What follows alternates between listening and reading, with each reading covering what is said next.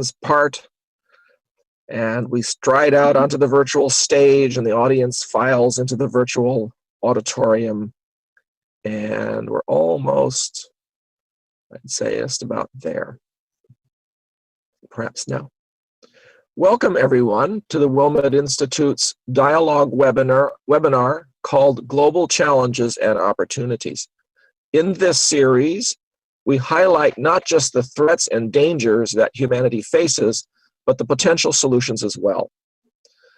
In the coming weeks and months, we will examine such challenges as the coronavirus pandemic, climate change, the dysfunction at the international level, racism, gender equality, and the extremes of wealth and poverty. In fact, we've already covered many of these in this series.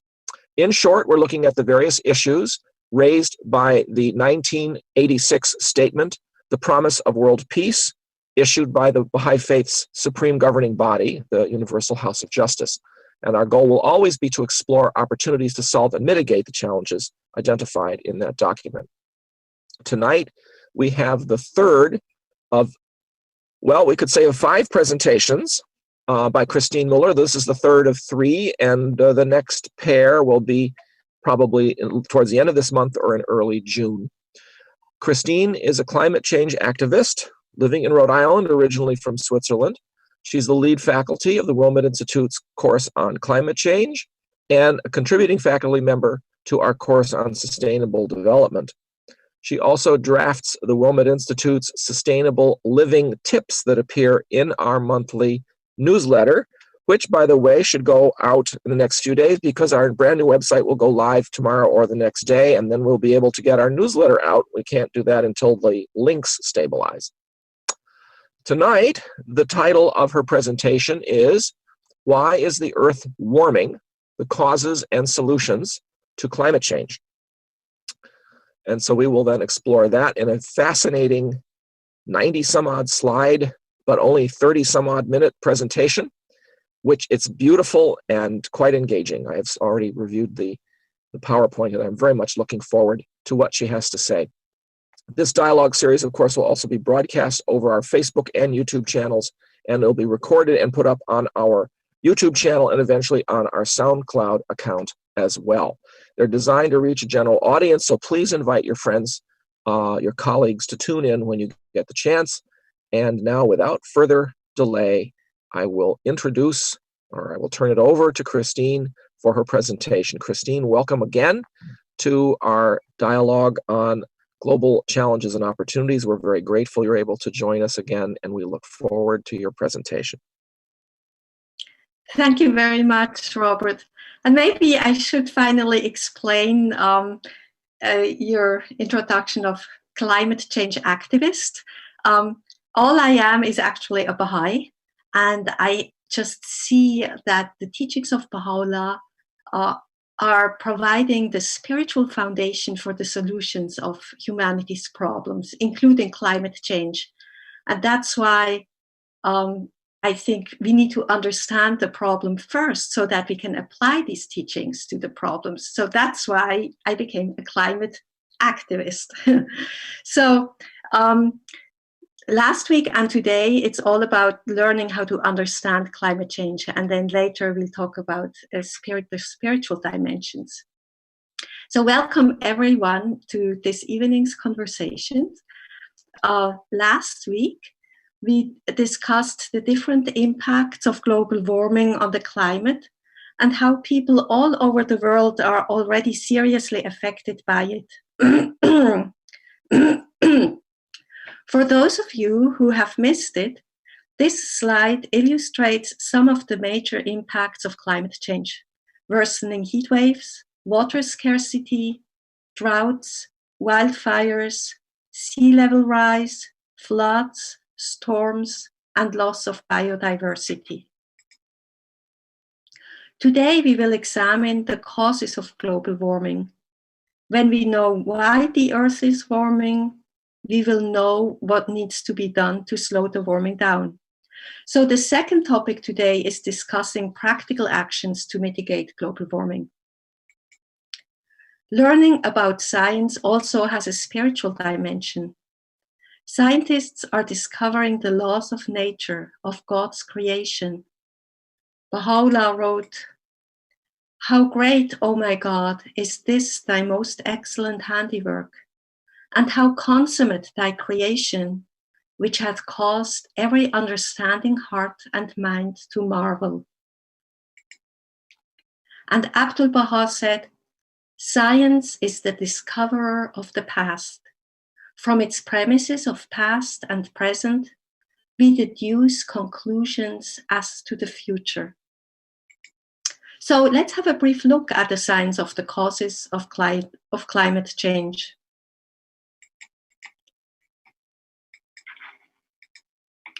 In the very distant past, the Earth was much hotter.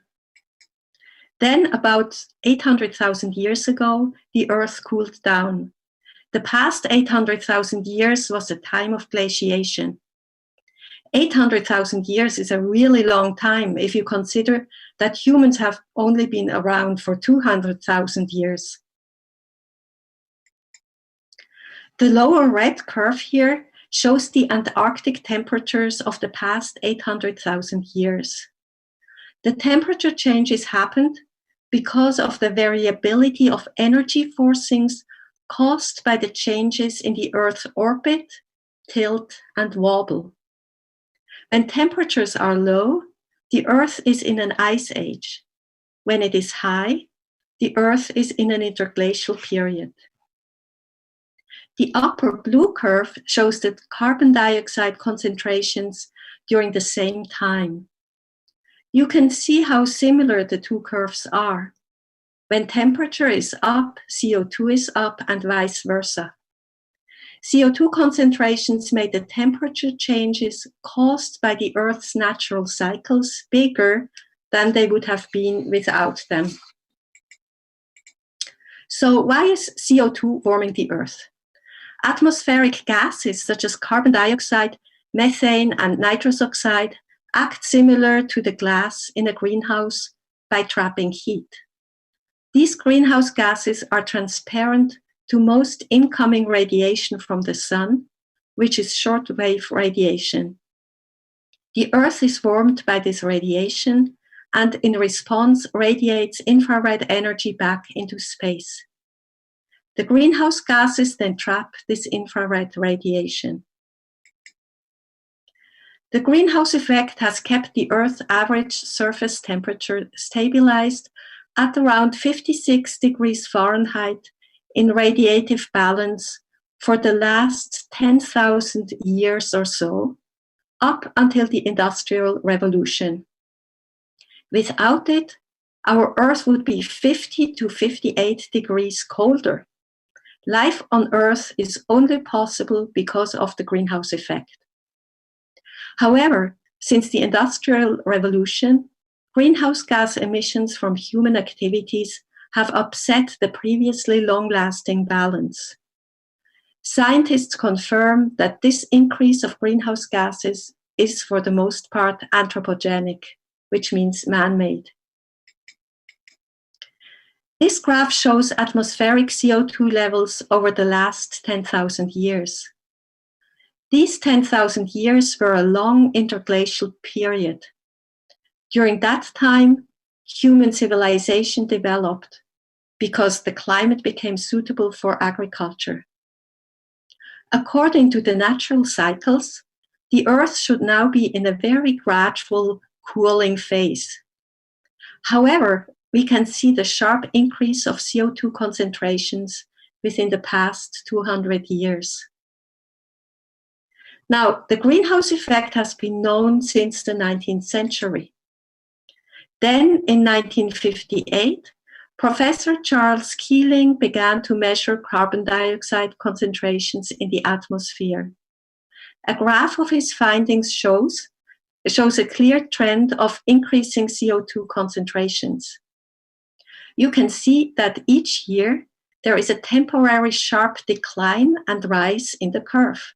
You may ask yourself, why does the curve go down and up every year?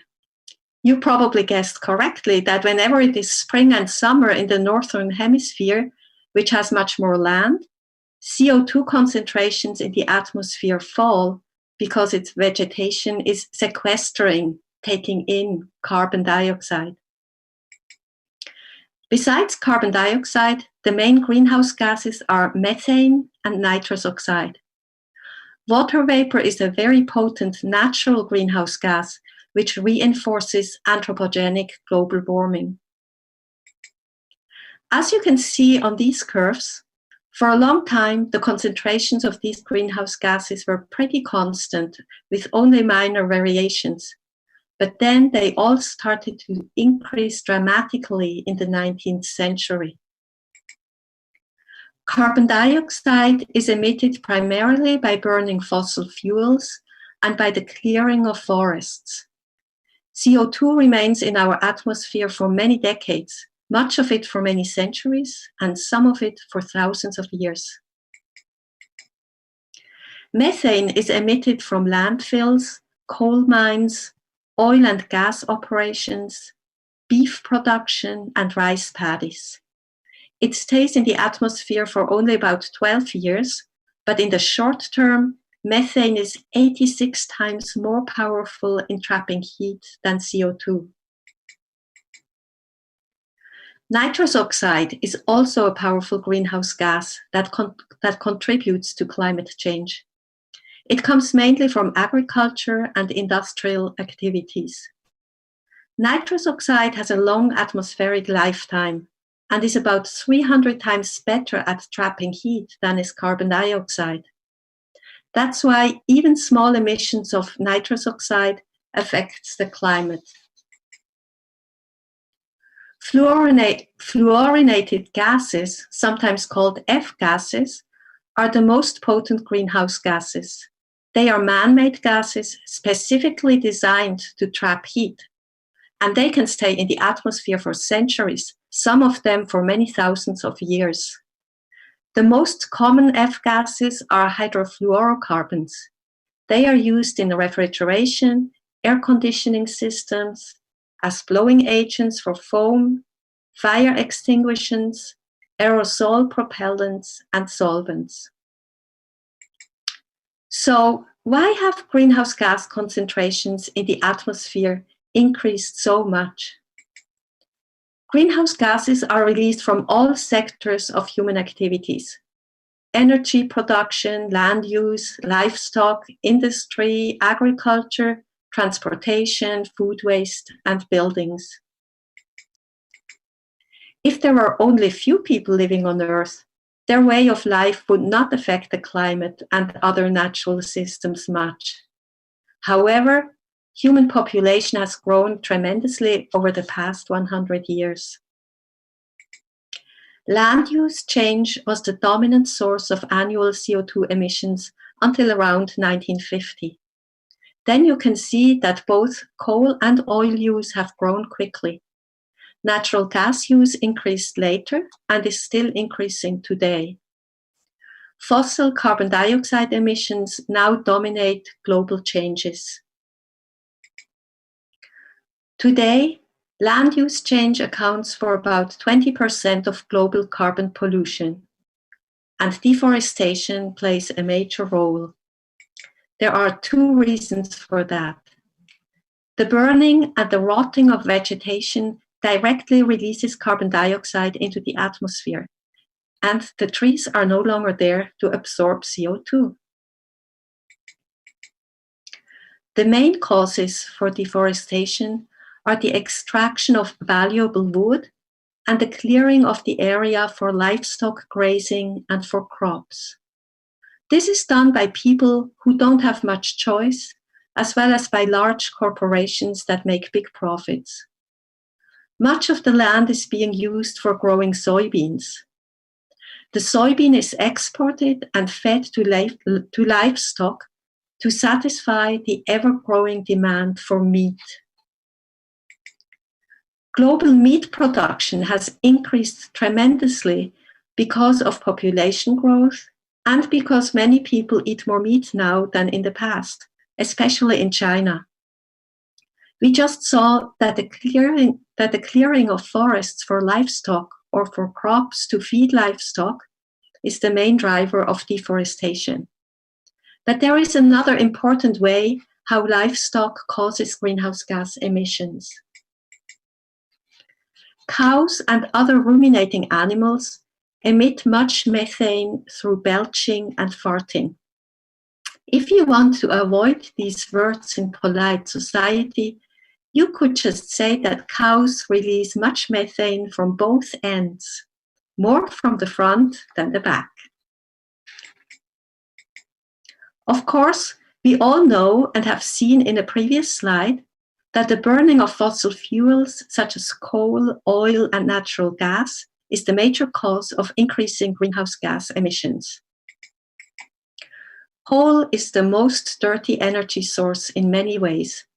Fortunately, it has also become economically less attractive, so coal use is in decline. Natural gas is often promoted as being more climate-friendly than oil or coal. It is true that when you burn natural gas, you end up with less CO2 than when you burn oil or coal. However, it is a gas and prone to escape. It is now evident that much natural gas is leaking during mining, flaring, and during transportation in pipelines. Natural gas is methane, and as we showed before, methane is 86 times more powerful as a greenhouse gas than CO2 in the short term. Thanks to fossil fuels, humanity could make much progress in its development. But this era is over now, as their negative impacts are now overpowering the good they brought. Just at the time when fossil fuels have started to become more widely used, Baha'u'llah warned, if carried to excess, civilization will prove as prolific a source of evil as it had been of goodness when kept within the restraints of moderation. Atmospheric CO2 concentrations have never been as high as they are now in the entire history of human civilization. In fact, they have never been this high for at least the past 800,000 years. So, what needs to be done? There are two different aspects of climate action. One is climate change mitigation, which means reducing greenhouse gas emissions and taking out carbon from the atmosphere. The other one is adaptation, which means to reduce vulnerability to climate change impacts. Adaptation to climate change is now unavoidable and necessary to alleviate human suffering, because climate change is already underway. Farmers in many areas need to change to crops that are more resistant to drought and higher temperatures. In low-lying areas, zoning plans now need to consider sea level rise. Human settlements may have to be moved and certain areas evacuated. Some rich countries may be able to build dams to protect a few of their cities. Many poor countries will need technical and financial support from rich countries. When taking action, it is important to always have both adaptation and mitigation in mind, because they can often go hand in hand. Of course, if we continue with business as usual, which means if we don't reduce our greenhouse gas emissions significantly and quickly, the effects of climate change will exceed our ability to adapt. That's why we will focus on mitigation here. Greenhouse gases are released from all sectors of human activities. So basically, we need to radically change everything we are doing. We especially need to completely redesign our energy, transportation, and food systems. Here are just a few words about each of these three areas. We must quickly transition away from fossil fuels and use clean energy sources such as wind and solar. Onshore wind farms have many advantages. They have small footprints, usually not more than 1% of the land they sit on.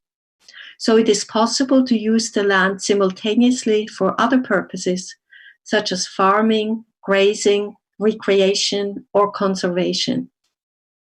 Another advantage is that it only takes about a year or less to build a wind farm. Wind power is also getting increasingly less expensive. It is expected to be the least expensive form of energy within a decade. Offshore wind turbines are already being used in different places of the world, and there could be more of them. But the installation and maintenance of offshore turbines is much more expensive than of onshore wind power. Wind energy has some problems. The obvious problem is that sometimes there is no wind. They can be dangerous for birds. Scientists have worked on making wind turbines less dangerous for birds by considering bird migration path and by adjusting the turbine's speeds. Some people resist the building of wind turbines because they say that they are noisy and ugly. And fishermen have concerns about the impact of offshore wind farms on their fisheries. Solar power is the fastest growing energy source in the world. There are two different ways we can use solar energy. Thermal solar panels directly collect the heat from the sun by exposing water to the sun. Photovoltaics turn solar energy into electricity. Rooftop solar can be connected to the grid.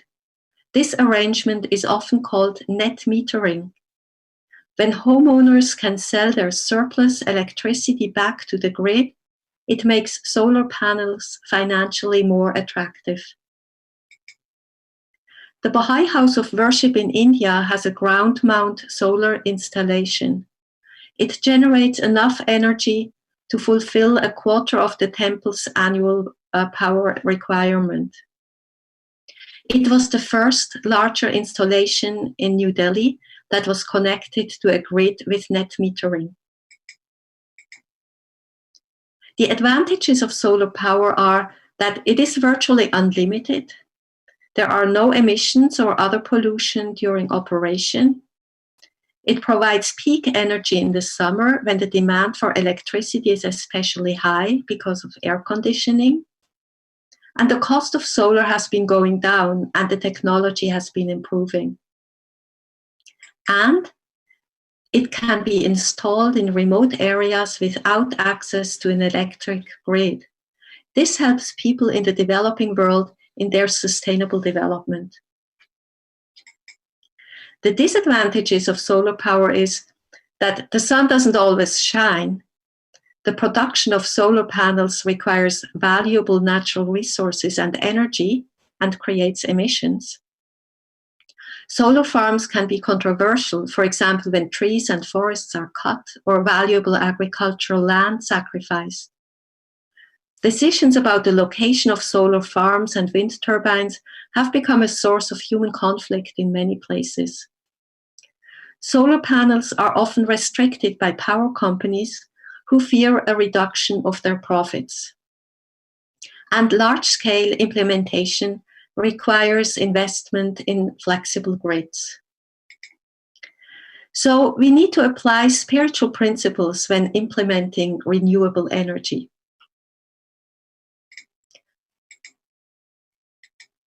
Among such principles are justice, decentralization, participation of everyone in decision-making, principles of consultation, access to education, consideration of the well-being of the local population, of the poor, of other life forms, and of all of humankind, including future generations. All energy production, though, has some negative impact in some way or another. When using a science-based approach and applying spiritual principles and consultation with everyone affected by the decision, we can not only find the best solutions, but also solutions that are just and that unify the community. Perhaps we can discuss other sources of clean energy during our conversation. One thing is clear. Except for nuclear power, No other energy source is as powerful as fossil fuels. So we will have to learn to avoid wasting any energy, to only use what we really need, and to design machines and appliances that are as energy efficient as possible. One more point about energy. The electrical grid must be developed to become more flexible. Microgrids are local systems that distribute locally sourced energy, such as rooftop and other solar and wind power, small hydropower, and biomass. A microgrid can operate alone, or it can be plugged into the larger grid as needed. This has several advantages. You can avoid much energy loss because there is less need to transmit energy over long distances. Connecting microgrids to the larger energy grid allows surplus energy to flow into areas with low energy. Microgrids can also work independently in an emergency.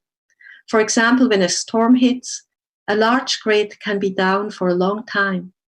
So the local grids make a region much more resilient. Another advantage is that microgrids can be controlled by the local community. We need to do similar far-reaching changes in our transportation systems. It is clear that we need to move away from fossil fuel burning. We need to improve and electrify public transportation with the electricity coming from renewables. This requires fundamental change in city planning and the avoidance of urban sprawl. We also need to make cities bike and walk friendly. And we can make cars more fuel efficient. That's of course just a short-term solution because we need to transition away from fossil fueled cars. We can electrify cars with clean energy. This works well because cars can store energy in their batteries. However, we need to significantly lower the number of cars. Electric cars require many natural resources, especially a significant amount of the rare lithium. There are just not enough natural resources for every household on Earth to have an electric car. Using more public transportation and driving less requires the changing of individual lifestyles and habits. A car is kind of a symbol of the American way of life and of freedom. Perhaps we need to fundamentally question this concept of liberty. Baha'u'llah wrote, "The liberty that profiteth you is to be found nowhere except in complete servitude unto God, the eternal truth." At the present, in many places it is almost impossible to live without a car. So we are imprisoned in a system that is harmful for all of humankind. Airplanes can be made more fuel efficient and they can be fueled by biofuel. However, we need the Earth's lands to grow food, and there will likely not be enough biofuel available to allow the number of flights before the pandemic. Flying for pleasure may no longer be beneficial to humankind. High-speed electric trains are already widely and successfully used in Japan and Europe. They have already significantly reduced air travel. More than 80% of global trade is transported by ships. Ships need to become more fuel efficient, and consumption-driven transportation must decline. For example, transporting huge amount of stuff from China to Europe and the United States is just not sustainable. Of course, now everyone got used to telecommuting. At least partially working from home will need to become a permanent option for many people. When changing our transportation system, we again need to apply justice. Invest in public transportation that is affordable to all. Subsidize public transportation and not the fossil fuel industry. incentivize other clean modes of transportation. Land use and agriculture are major drivers of climate change. Forests play a huge role as they are carbon sinks, which means that they absorb CO2. Old-growth forests, such as those of the Amazon and the Congo, are also the greatest repositories of biodiversity on the planet. Deforestation accounts for 10 to 15% of global carbon emissions. Protecting these forests is a priority.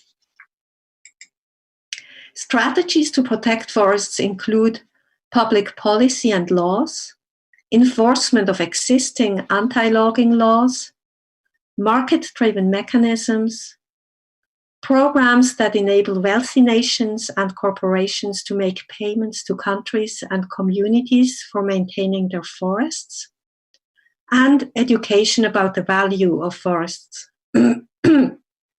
For example, there is the Interfaith Rainforest Initiative. With its Faith for Forests program, it strives to educate people about the importance of forests and the need for their protection. At the same time, it provides spiritual motivation for people to protect the forests. On the Faith for Forests website, you will find toolkits from different religions, including Baha'i-inspired educational materials.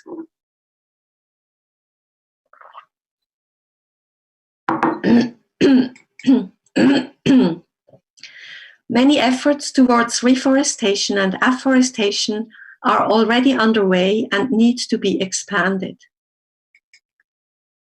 There are an estimated 1 billion acres of deserted farmland around the world.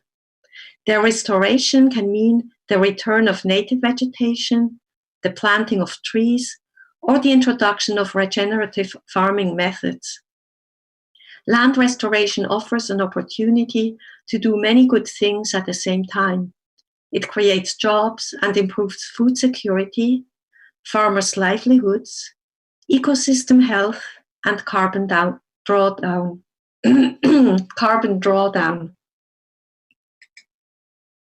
Agriculture is responsible for numerous environmental problems: chemical pollution, soil erosion, decline of biodiversity, and a substantial amount of greenhouse gas emissions. There are new science-based approaches to agriculture that have many beneficial effects, including the sequestration of carbon, such as conservation agriculture, new irrigation technologies, improved rice cultivation, silvopasture, and agroforestry. In addition, we need more small and medium-sized farms that grow food organically. Organic agriculture can sequester carbon, is more resilient to climate change impacts such as drought, and is essential to maintain biodiversity. Local farms are especially important for food security, and they also reduce carbon emissions from transportation. Let's briefly talk about food. Livestock is responsible for 1/5 of global greenhouse gas emissions. A plant-rich diet with little meat is one of the best things we can do as individuals to reduce our impact on the climate. It's also healthier for people. And guess how much food is wasted? 1/3 of all the food that is grown is being wasted. The food we waste is responsible for roughly 8% of global greenhouse gas emissions. What spiritual principles come to your mind when thinking about these issues with food? Already the Quran exhorts us not to waste food. Eat and drink, but waste not by excess. He loves not the excessive. And Abdul Baha envisioned a vegetarian future. The food of the future will be fruit and grains. The time will come when meat is no longer eaten. So, what can we conclude about the topic we have discussed today? Basically, we must change almost everything. But where should we start? Project Drawdown identified 100 solutions to address climate change. If most of them are implemented well, then we can achieve drawdown. Drawdown is the point when greenhouse gas levels in the atmosphere start to decline. Project Drawdown ranked the solutions according to their effectiveness to mitigate climate change. Think for a moment. What might be among the first solutions? What actions are the most effective to mitigate climate change? Here you can see the beginning of the list, the most effective actions. Some of them may come as a surprise to you. Refrigerant management is the first one because of the potency and longevity of F-gases. Then onshore wind farms. Food waste is in third place. A plant-rich diet is next. It is interesting that educating girls is among the most important areas of climate action. Baha'u'llah already put much emphasis on the education of girls 150 years ago. Then there is family planning, solar farms, silvopasture and rooftop solar, etc. I encourage you to visit the website of Project Drawdown sometime. It will never be sufficient, of course, to only work on some selected climate solutions. We need to make significant progress on all fronts if we want to ensure a livable Earth for our children. Many of the practical actions just presented must happen at a societal level. But it is also important that we make changes in our individual lifestyles and reduce our personal carbon footprint. Individual actions matter for many reasons. Many drops make an ocean. Small individual actions by many people add up and do make a difference. Positive examples are positively contagious. And societal norms can change, such as with smoking.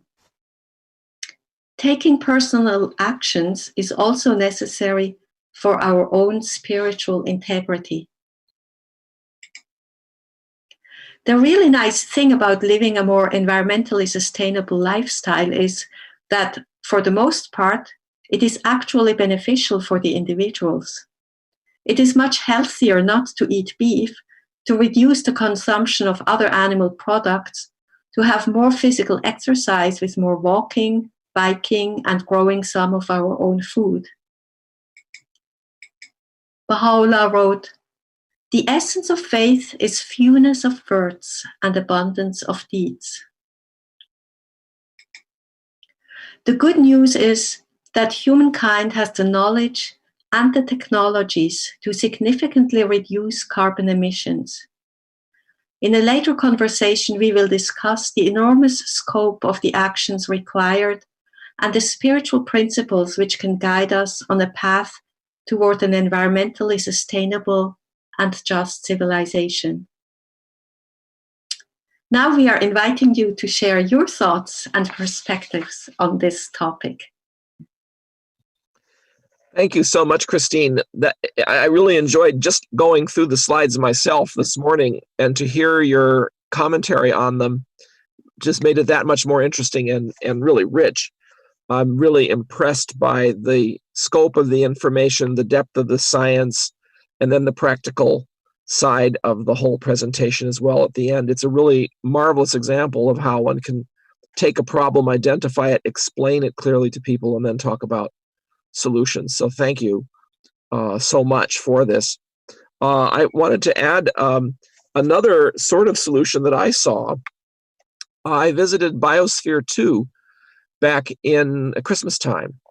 And at Biosphere 2, down near Tucson, Arizona, They have solar panels, but they are growing crops under the solar panels because they found out that there are certain species of plants that do well on, say, 50% as much light. And so it's possible to get electricity and biomass from the same acreage. And I saw that. I was fascinated that they were trying. It was only a little tiny area, perhaps 20 or 30 feet square, that they were trying this. But it was nevertheless, it was really quite interesting to see that they were making that effort. And I'm sure as solar panels continue to become more efficient, this particular approach will also be more practical. Mm-hmm. So we have 2 comments in the chat here. Mark says, excellent overview, and hi, Christine, Mark Griffin. Yeah. Hi, Mark. and James says, the $100,000 question, how do we get people to make these changes? Yes. that is the big issue, right?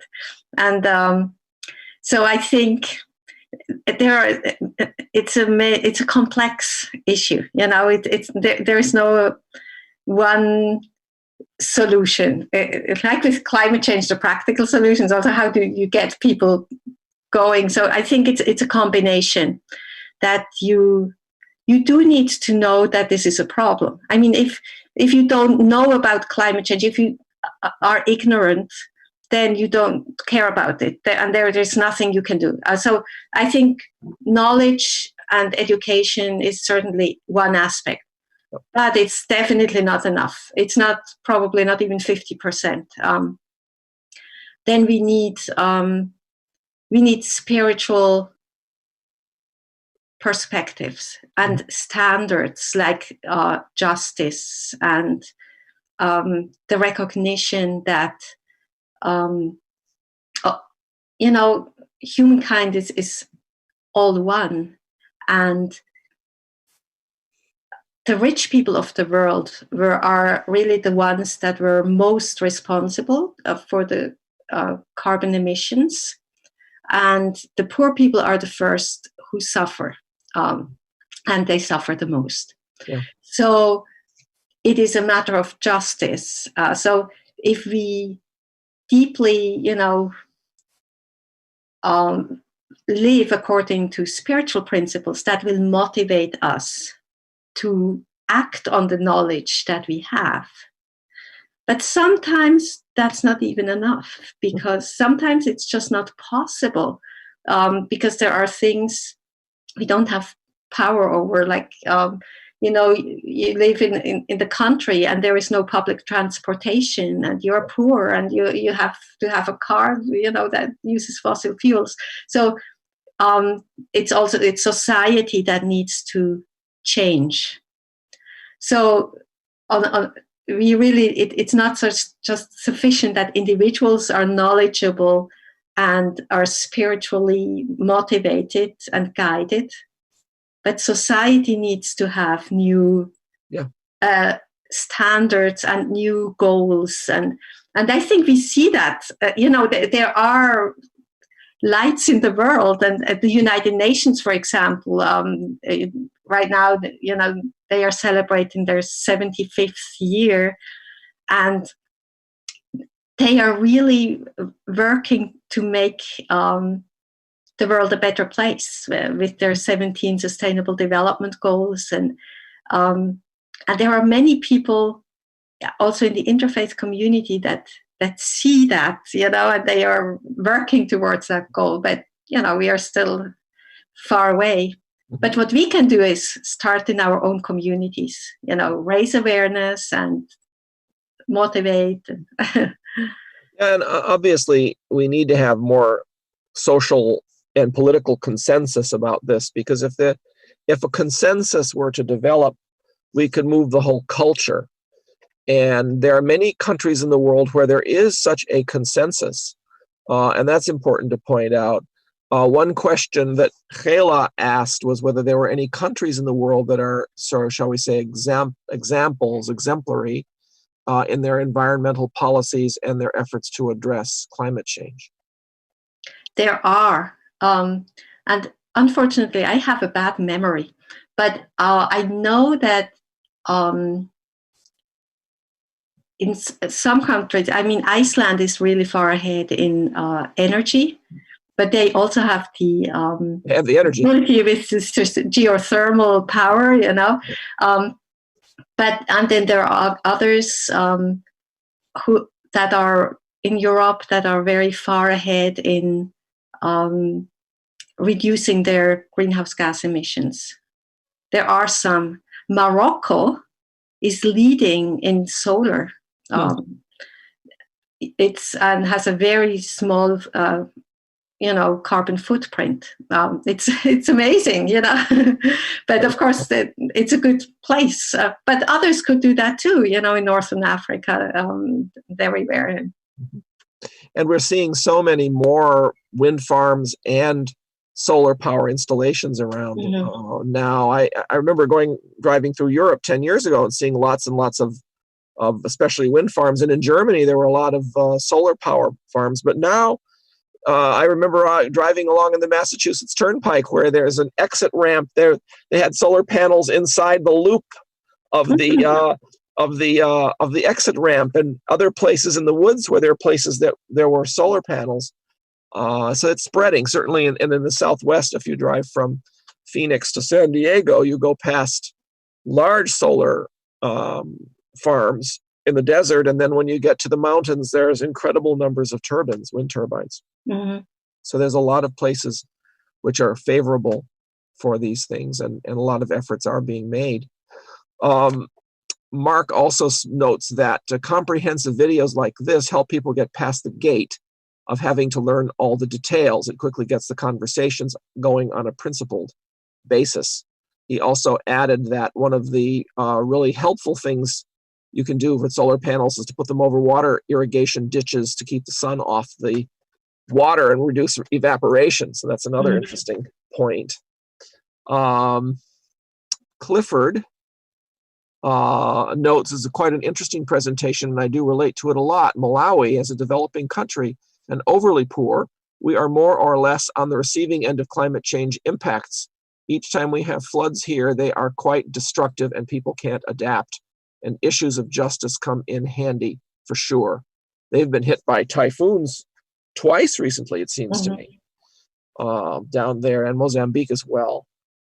It's nice to hear from Clifford, and I'm so glad that you could connect, because their internet connection was really bad, and they have energy issues too, power failures, and so this is fantastic.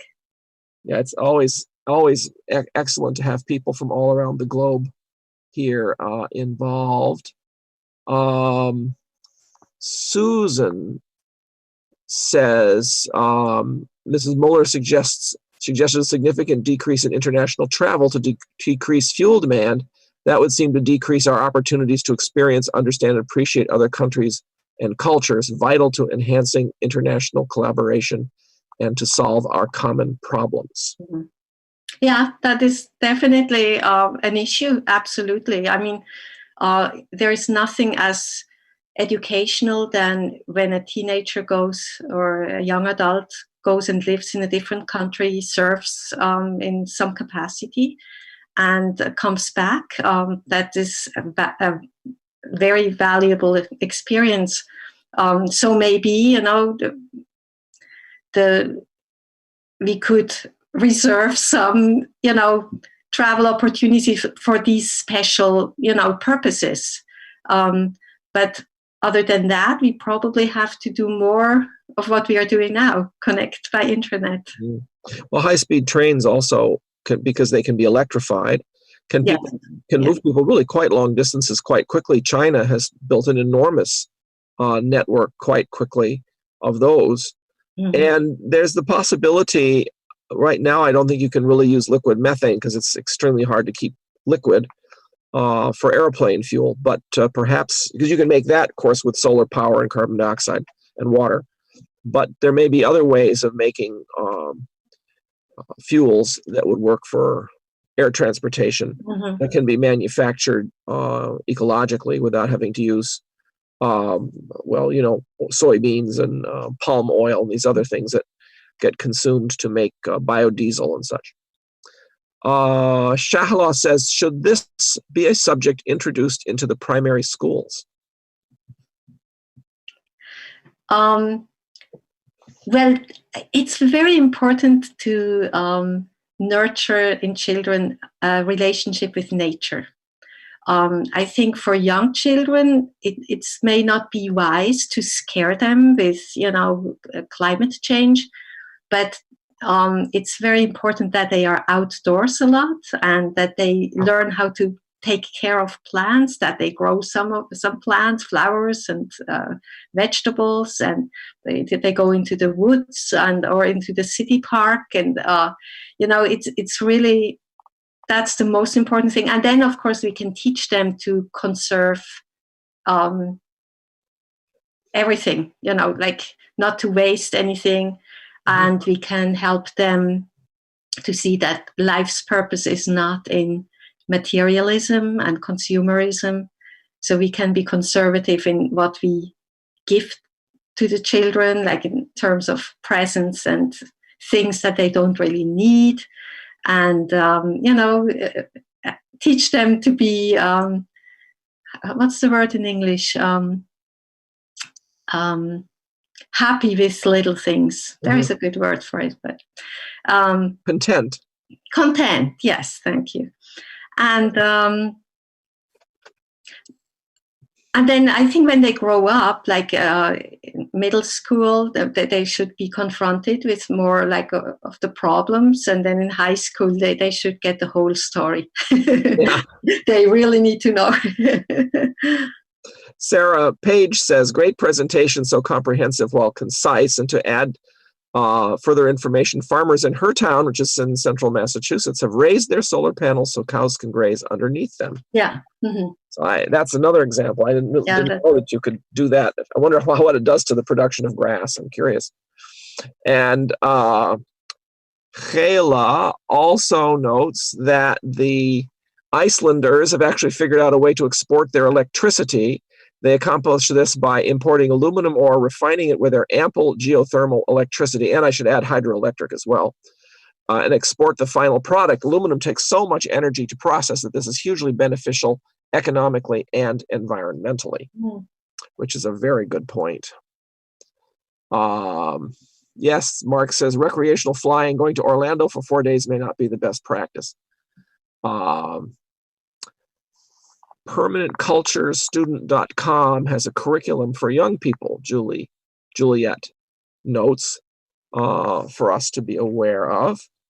And turning to the Q&A, at the top here, are the connections between the pandemic and humankind's overreach and some societies' greed and ignorance of the Earth's limitations. And then how can we sort of plan and mitigate these things better? I was just trying to find the chat. Yeah. Oh, it's under Q&A. I cannot find the chat.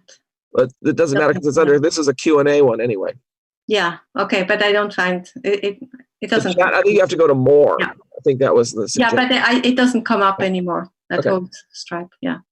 So sorry, I missed a question. Well, whether there's a connection between the pandemic and humankind's overreach. Oh, okay. Yeah, we touched on that last time briefly. We have upset the balance in nature in many ways, and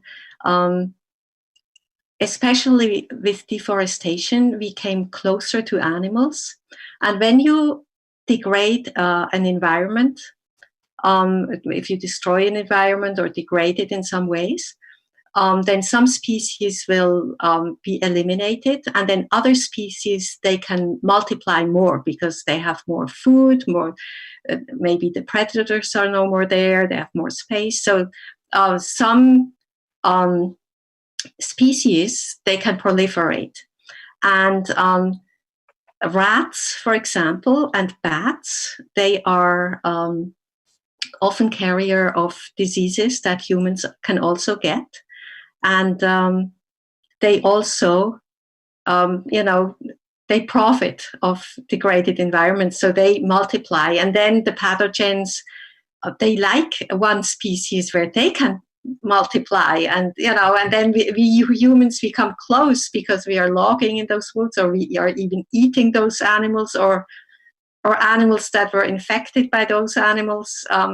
So that's how it easily comes to us. So there is strong suspicion that the coronavirus came from one species of bat, and may have gone to another one, or even, the bat was sold in Wuhan. We don't know.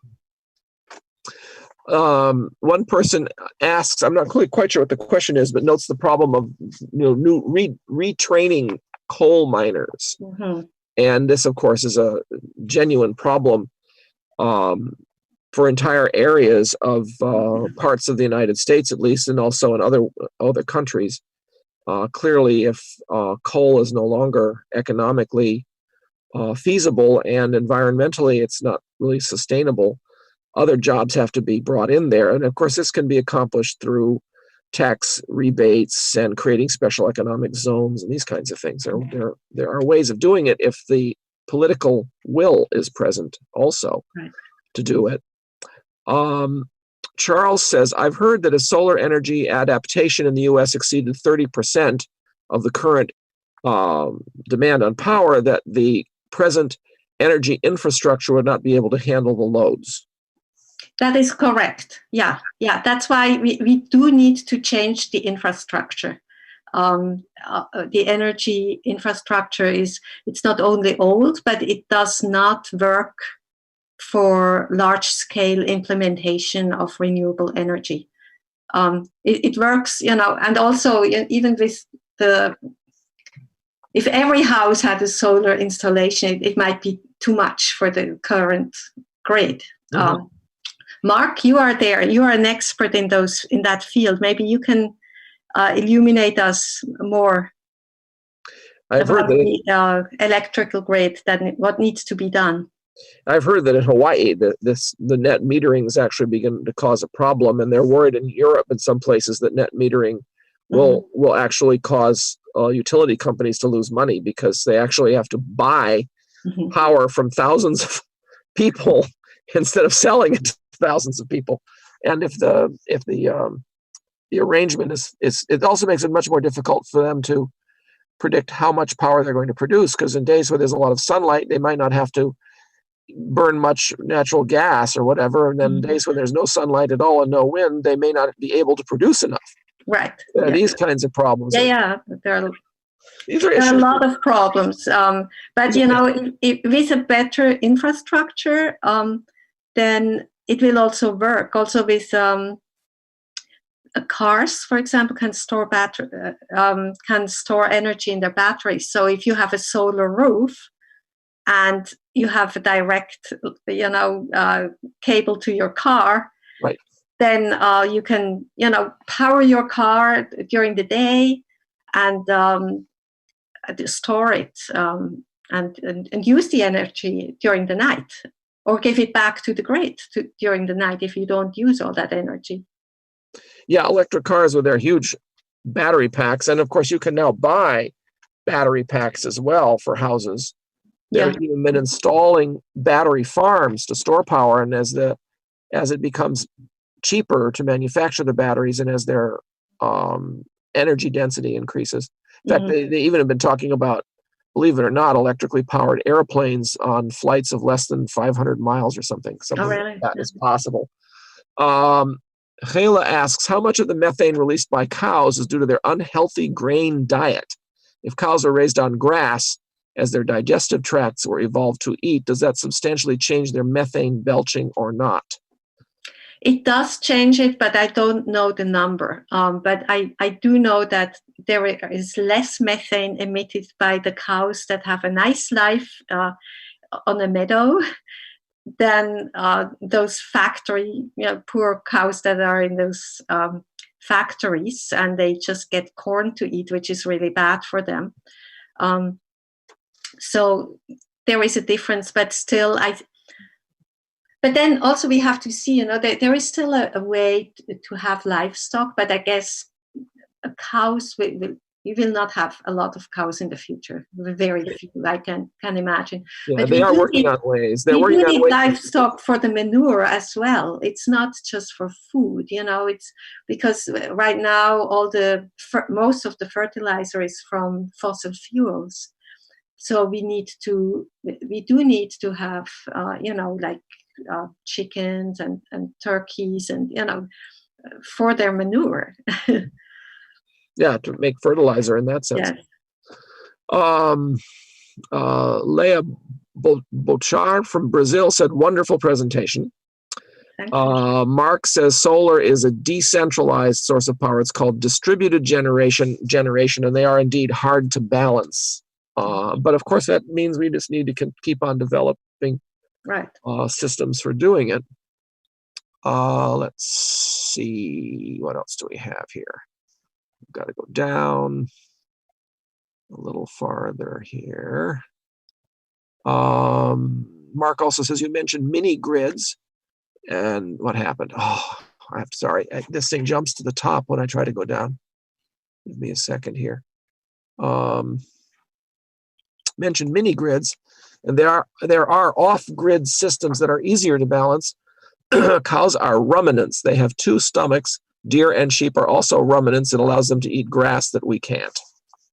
So that's the advantage that they have. And of course, a certain amount of methane seems to be the disadvantage, I guess you could say. Pauline says, Miss Muller, I read the predictions of Baha'u'llah that humankind will exist on this earth for the next 5,000 centuries, that is 500,000 years. However, scientific predictions indicate that we'll reach a tipping point in less than 20 years, beyond which the worst effects of climate change will be realized and unavoidable. How can these statements be reconciled? Nobody knows. But, we can all have our personal perspectives. We actually don't know where the tipping points are. We may have already passed it, or it might be in 5 or 10 years. I don't know. We really don't know. I do think we will go through a lot of difficulties. And if I were not a Baha'i, I would really have a very pessimistic view of the world, because what the science says is very depressing. And that's why I completely understand scientists who have tried for decades to get the attention of governments to take action. And they failed despite their efforts. And now they are committing civil disobedience because they are so desperate. Now, I don't say that we should commit civil disobedience, absolutely not. But I understand that if you, just know the science, your view must be pessimistic. But Baha'u'llah came and said that, we will survive this, whatever it is. And Baha'u'llah warned us of very severe crises in the future. Crisis that he would not, he said, the limbs of mankind will tremble. Right, and that it would not be proper to talk about it. Like he didn't use the word proper. Meet and seemly or something. Yes, it would not be appropriate to talk about it. It would be so bad, and it would be long, and these crises, and so I think we are in a really difficult situation. But maybe the coronavirus started this. Although, for many people, they have already been in severe crisis. There are many poor people in developing countries that don't have enough food, and but now I think also the industrialized nations and the rich people of the world start to become affected, and that may help us wake up. Well, I think you exactly answered the question. Just because we're at the tipping point and we may start facing severe crises doesn't mean that we'll be wiped out. And we have a history of perhaps another 500,000 years on this world, and we will have to learn how to live here. Right. And let's hope we learn how to improve the soil instead of destroy it. and improve the forests instead of cutting them just down. Right. And I think that is quite possible in the long run as we learn how to do these things.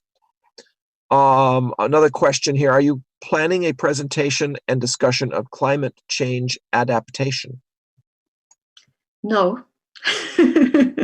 No, the next one is more about like projections for the future and spiritual dimensions and the many spiritual principles. Almost all Baha'i teachings, actually, you can apply them. I mean, there are a few that that may not be applicable, but it's amazing. So that would be more the topic. Robin notes there's a bipartisan bill before Congress, House Bill 763, that proposes a carbon fee and dividend approach. Look into it and consider encouraging your representative to support it. Mm-hmm.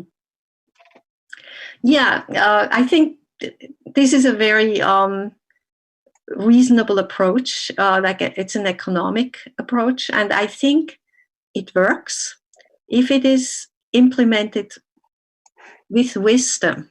Yeah. There are two things that have to be considered. First of all, if you just raise half the fees or a tax, and if you implement that without addressing poverty, it doesn't work. So the best initiatives include that the dividends of these carbon taxes will be distributed before they even raise the tax, so that the poor people are able to afford the tax.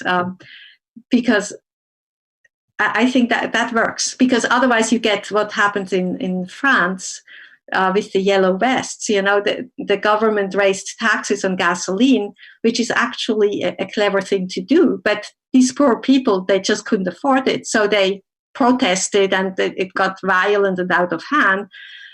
So it needs to be done with justice and also with wisdom, and education.